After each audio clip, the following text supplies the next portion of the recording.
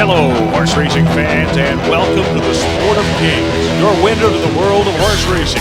Time now to saddle up with our host. You know him, you love him. We won't make you live without him. Here he is, Mr. Tommy Walski. Hey, it's time to move on. Get up and watch a little of the Sport of Kings, your fastest half hour on television. On this episode, flying horses, taking to the air in quest of higher purses. World-class racing right here in Vancouver. Technology brings the races to your desktop. And female claimers take their chances in a speedy race of the week. And we'll salute the champions with Affirmed and w-Alydar in the 1978 Belmont Right in the middle of the stretch. It's w-Alydar and Affirmed battling back along the inside. We'll test these two to the wire. Affirmed under a left-hand whip. With the advent of huge purse money that owners are now able to receive by taking their horses coast to coast, a lot has changed. Now horses travel by air, and that is the chosen way of transportation for trainers.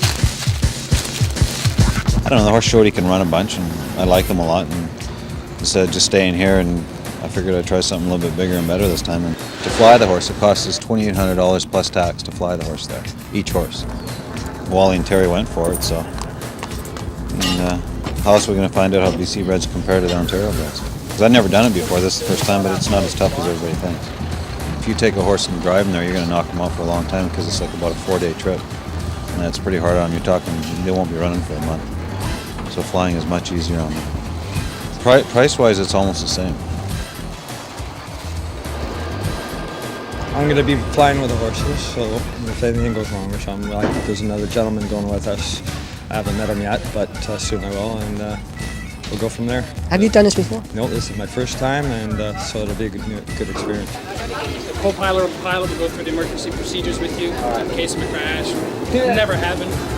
He says other than when the horses take off and then when they land, to feed them something, help them with their ears or popping or something like that.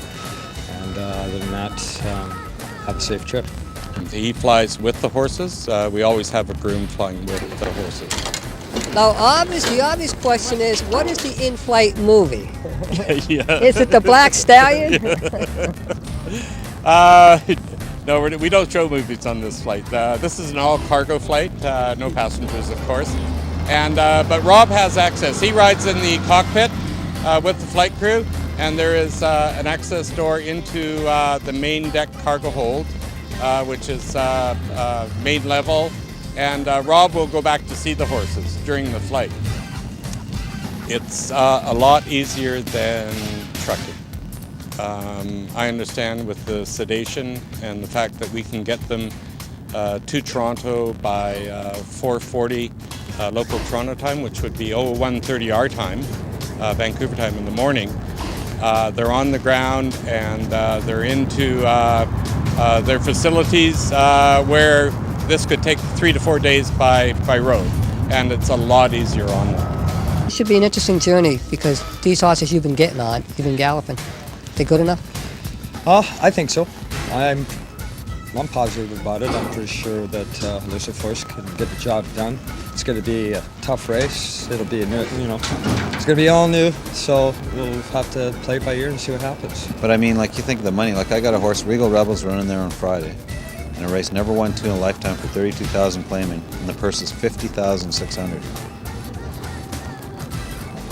That says it all. That's like running never won 2 for 8 here, where the purse is what, $8,000. So I mean, what's $3,000 to fly there, or $2,800 to fly there? It's well worth it. It'd be kind of nice to run horses all over the place if it works. Over the last few years, technology within the racing industry has become big time. One local company has proven that it fits right into that field, and that is post-time technology.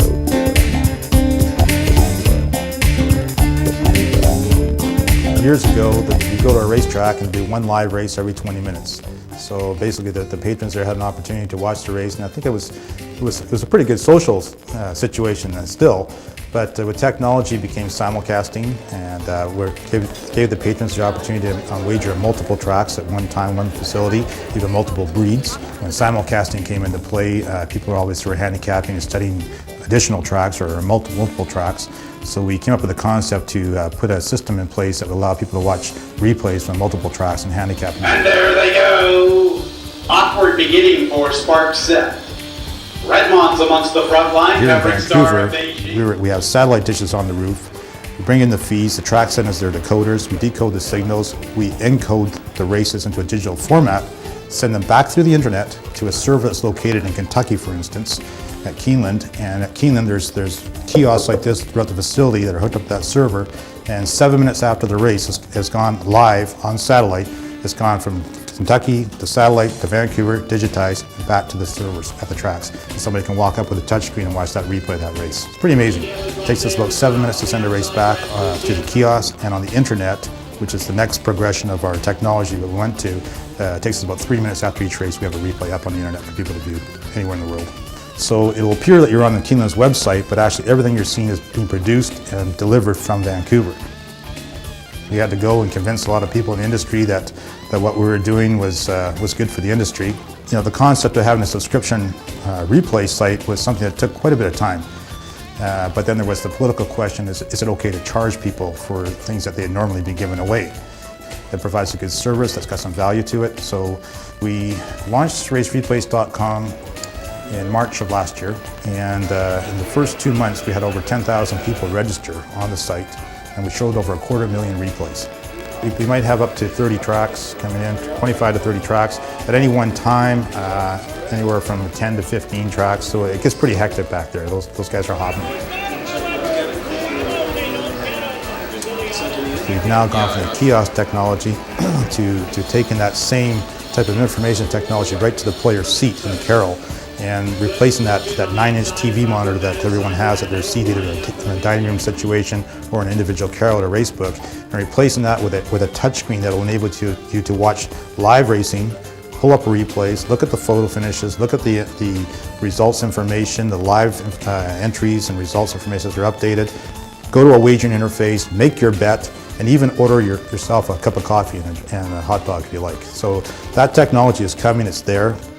I think that the industry was a little bit, it is a conservative industry, and it's taken them a while to kind of get up on the technology beat, but they're definitely there now, and I think racing is going to progress even further into technology. A lot of seniors are at home watching racing online, and it doesn't take them long to get up and running on the computer. They just have to have a friendly voice on the other side of the phone there to help them out.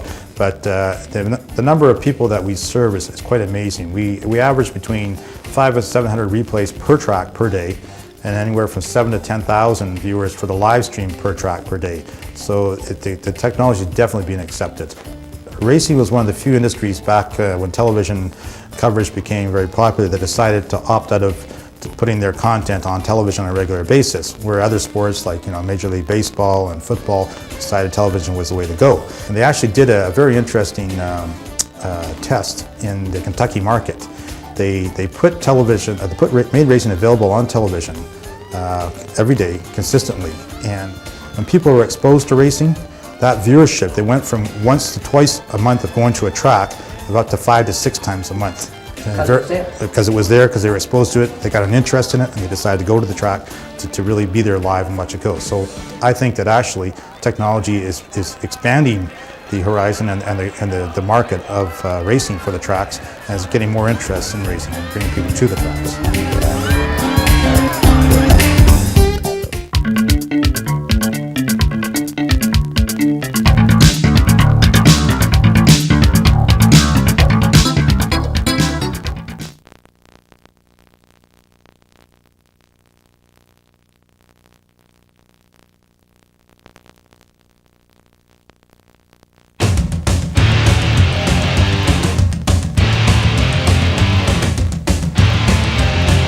Last week, Surrey's Gaming Committee approved a proposal that will see 300 slot machines put in at Fraser Downs in Cloverdale. No question about it. It's the biggest milestone we've been able to achieve in this 6-year pursuit. We're thrilled that Surrey Mayor and Council feel that this is a concept worth accepting and endorsing. We look forward to the next steps in the process. We hope to have a definitive plan to Surrey Mayor and Council and the BC Lottery Corporation in the coming weeks. Although the revenue sharing agreement with the BC Lottery Corporation has not been finalized, I think it's fair to say that it's going to have a radical impact on racing here at Fraser Downs. If we use Alberta, Ontario as a rough model, the impact on the purse pool and the horsemen through breeding will be massive. I mean, we could see purse increases of anywhere from 50 to 100% here, which of course will have an everlasting economic impact right through the economic chain of horse racing here. And even for our thoroughbred counterparts based at Hastings Racecourse, I think that this sets a very important precedent as they continue their pursuit for a similar endorsement from Vancouver Vancouver City Mayor and Council. I think that this will have positive consequences for the entire industry, both standardbred and thoroughbred.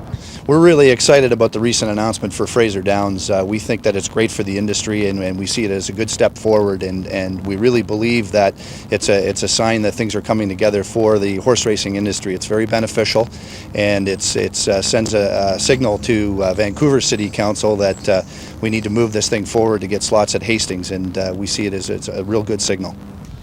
Hastings Racecourse native Jeff Sangera is trying out his luck in the Lone Star State. Last weekend, Sangera's Blues the Standard finished second in the $200,000 Lone Star Handicap at Lone Star Park in Texas. Kentucky Derby winner Funnyside is at Belmont Park preparing for the Belmont Stakes June 7th. Funnyside will try to become the first Triple Crown champion since Affirmed in 1978. I'm Carmen Thomas, and now you're back on track.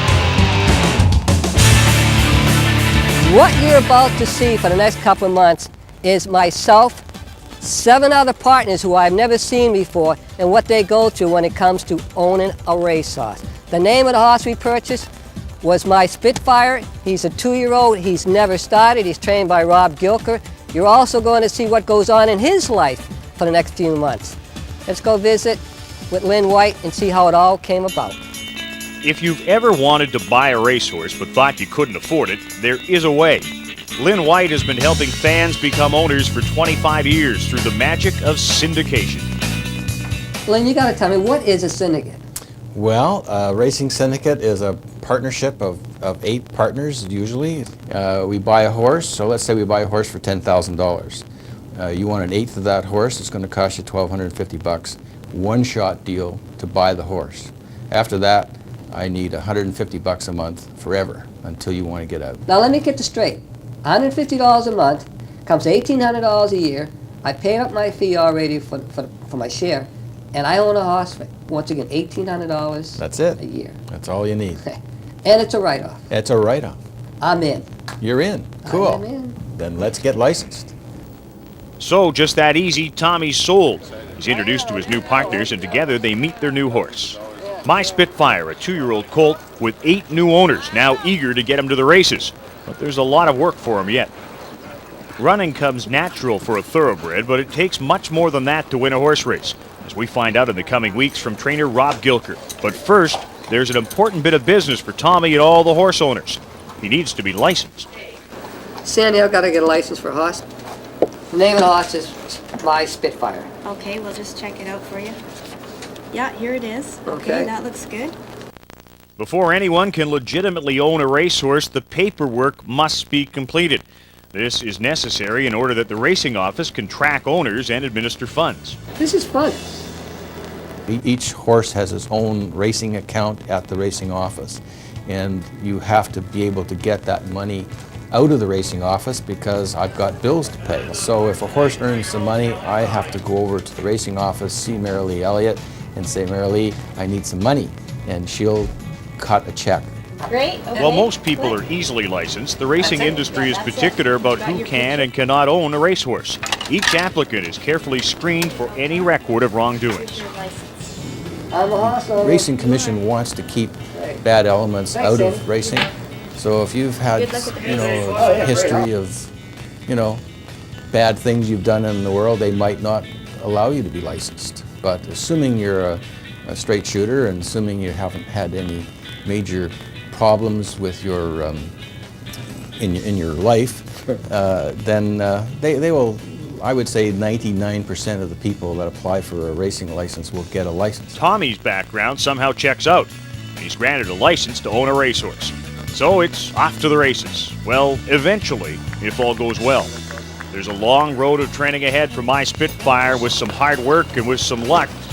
Maybe a lot of luck. Walski and partners have the good fortune of seeing their young horse get to the races, but there are no guarantees. Next week on the Sport of Kings, our horse, my Spitfire, he gets to meet with his veterinarian. Stay with us throughout the season. We'll follow Tommy Walski and my Spitfire on the rocky road to the races. Coming up on the Sport of Kings, it is our race of the week. It's from Hastings Park, and we challenge you to beat the expert. You have to pick a winner. Who would you pick to win? Here's who our expert chose today. Well, our feature race today brings together a field of 7, 5 wagering interests. They're going to go 6.5 furlongs, and Marina Del Sol got caught up in a wicked pace duel last time. I think she sits on the outside of the speed today and gets the job done. Marina Del Sol is going to win the 6th race, and the reason I am picking it is because I've made money on it before. Well, I guess that's why she is the favorite. Everybody betting on Marina Del Sol today. Will she disappoint? Find out in our race of the week. That's coming up next.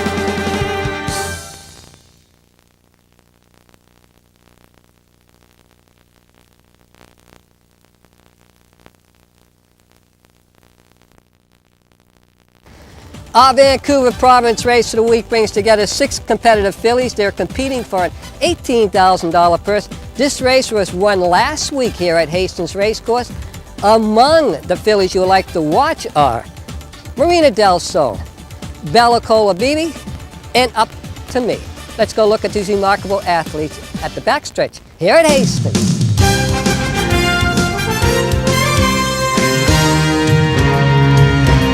From Hastings Racecourse, it's our Race of the Week. It's brought to you by the Province Sports, where you can read Tommy Walski's Hoss Talk column every Sunday. You know, you gotta go big. This week, a claiming race for fillies and mares, 3-year-olds and up. The number 1 horse, Act Exotic. Act Exotic, owned by Mel Snow, Coyote Creek, Abram Dirksen, and Robert Henderson. Trained by Mel Snow. Ridden by jockey Cayetano Chaparro. The number 1A entry, Voltaire. Voltaire, owned by Mel Snow, Coyote Creek, Abram Dirksen, and Robert Henderson. Trained by Mel Snow. The jockey, Nicola Wright. In the number 2 hole, Moulin's Magic. Moulin's Magic, owned by Peter Awasik, trained by Joan Trout, the jockey Larry Lacourcier. The number 2B entry, Sabrina's Spirit. Sabrina's Spirit, owned and trained by Joan Trout. The rider, Mr. Mark Lawson. The number 3 horse, Bella Kula Baby. Bella Kula Baby, owned by Nick's Tickets, trained by Ronald Dayot. The jockey, Mr. Robert Skelly. The number 4 horse, Marina Del Sol. Marina Del Sol, owned by Athite Stables, Miller Stable, and C&H Miller, trained by Henry Miller, ridden by Felipe Valdez. And the number 5 horse, Up to Me. Up to Me is owned by Cambridge Farm, trained by Robert Roman, jockey Frank Fuentes.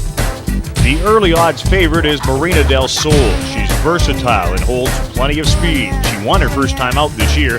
In her next race, she set some blazing fractions, but spent it all too soon. It was a misunderstanding between me and the rider. The rider got named on her late because of an injury to her other rider, and we misunderstood each other. She was to sit behind that speed, and he misunderstood me to be with that speed, so that's what actually cost her the race. So the speed today looks like you could set up pretty good for you. I expect her to be sitting probably 3rd or 4th, and if she does what she's been doing for me for 2 years, she'll make her quarter pole move and she'll go right on by them. Up to Me is another speed horse, but has proven she can come off the pace. Frank Fuentes is back aboard after seeing her change hands a couple of times. He's the last rider to have won with her. She's quite quick, as you might have seen her work. I wasn't impressed with her work, even though it's very fast. I didn't want her to go that fast. No purse money in the morning, of course, but you know. Hopefully it'll come up muddy. Actually, I think she'll like that better.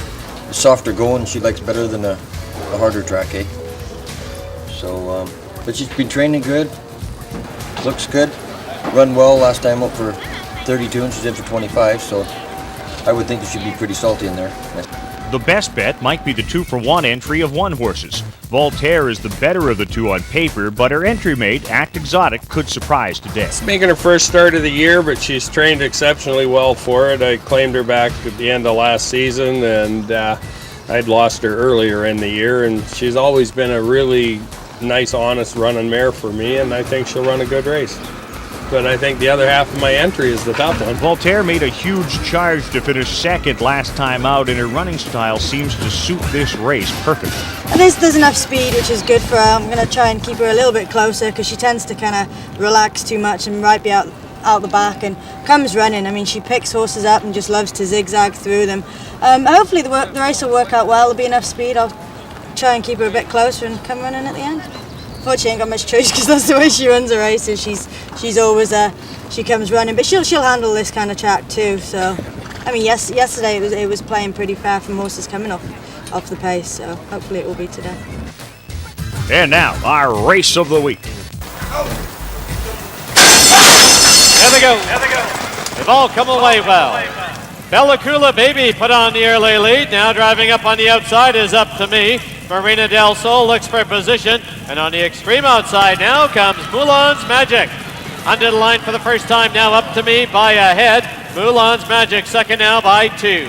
Bellacula Baby racing at the rail in third. On her outside is Marina Del Sol. Then 2.5 for the back is Act Exotic, Voltaire. And the trailer is Sabrina's Spirit. The opening quarter in 22 and 2. As they turn for the backstretch now, it's Up to Me by a length and a bit. Moulin's Magic is second by a length and a half. Bellacula Baby tugs her way along the rail in third. Then Marina Del Sol on the outside, now ridden along. Act Exotic. Then is back to Sabrina's Spirit, and the early trailer now is Voltaire. 46 and 2 and a quarter mile to run. And it's Up to Me. Marina Del Sol now put under a drive. 2.5 lengths back to Act Exotic. Bellacula Baby moving up on the outside now is Sabrina's Spirit. A furlong to run. And it's Up to Me now drawn away by 2.5. Down the lane they come. Up to Me by 3. Marina Del Sol. Act Exotic now takes second. It's Up to Me by 4 by 5. Up to Me to win it. Act Exotic second. Voltaire. There was a couple of speeds. The one, Melt Snow, and other one. I said somebody chase us, we just let him go. Otherwise, we break nice and clean. We just get the lead, and I mean, this field has been training wonderful. I mean, Bobby's been doing a wonderful job with her, and he deserves all the credit. But he's just, went in front and went all the way.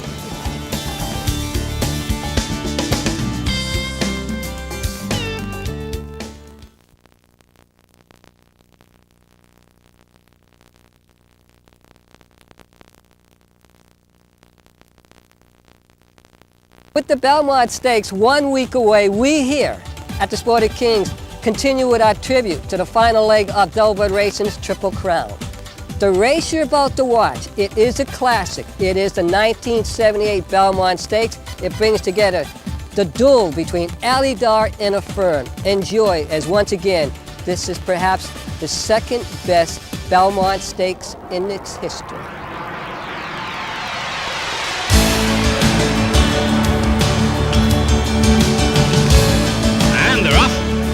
That's Affirmed going out for the lead. Then Judge Advocate w-Alydar is away well on the inside. Then Noontime Spender and Derby Creek Road. They move for the first turn. Affirmed has the lead by a half length. Judge Advocate on the outside in second by a half length. Along the rail, it's w-Alydar in third, followed by Noontime Spender and Derby Creek Road. They move into the turn, and Affirmed going along easily on the hand ride, 3/4 of a length. Judge Advocate tucks into second by a head, but w-Alydar won't settle for that and moves alongside. And it is w-Alydar who's going up now to challenge that pace. Then it's a gap of 3 lengths back to Noontime Spender, and finally Derby Creek Road. They went the first quarter slow, 25 seconds. They move to the backstretch. Affirmed managing the lead by 1 length. w-Alydar is a very close second by 3/4. Then Judge Advocate third by a length and a half, and Noontime Spender in fourth. Derby Creek Road is 6 lengths off the pace. 50 seconds for a half mile. Now we've got a speed duel beginning to develop. On the inside, Affirmed. On the outside, w-Alydar. And those two are letting out all stops. They're going on out together. Affirmed along the inside. w-Alydar on the the outside, heads apart as they move down the back stretch. Then they've opened 6 lengths on Noontime Spender and Judge Advocate, and the trailer is still Darby Creek Road. 3/4, however, went in 1:14. The pace is still slow. They're moving into the turn. Affirmed holding ahead in front, and Alydar on the outside is challenging again. It's Affirmed by ahead on the turn. Alydar is second by 4.5. Along the inside, Judge Advocate, Noontime Spender, and Darby Creek Road now beginning to pick up the pace. 3/4 went in 14, a mile in 37 and 2. The pace is increasing as they come to the head of the stretch. It is still Affirmed as they come to the quarter pole. He's holding on to a head lead. Alydar is outside of him and challenging that lead. The two are heads apart, and Alydar's got a lead. Alydar put ahead in front, right in the middle of the stretch. It's Alydar and Affirmed battling back along the inside. We'll test these two to the wire. Affirmed under a left-hand whip. Alydar on the outside driving. Affirmed and Alydar heads apart. Affirmed's got a nose in front as they come onto the wire. Hey racing fans, if there's a favorite champion racehorse that you'd like to see run again, pull up our website and click on Viewer's Choice for a list of available races. Then send your choice to viewermail@sportofkingstv.com. Be a part of the Sport of Kings. Okay, that's it for this edition of the Sport of Kings. On behalf of the crew here, we would like to say thank you for allowing us to spend this last half hour with you on this Saturday morning.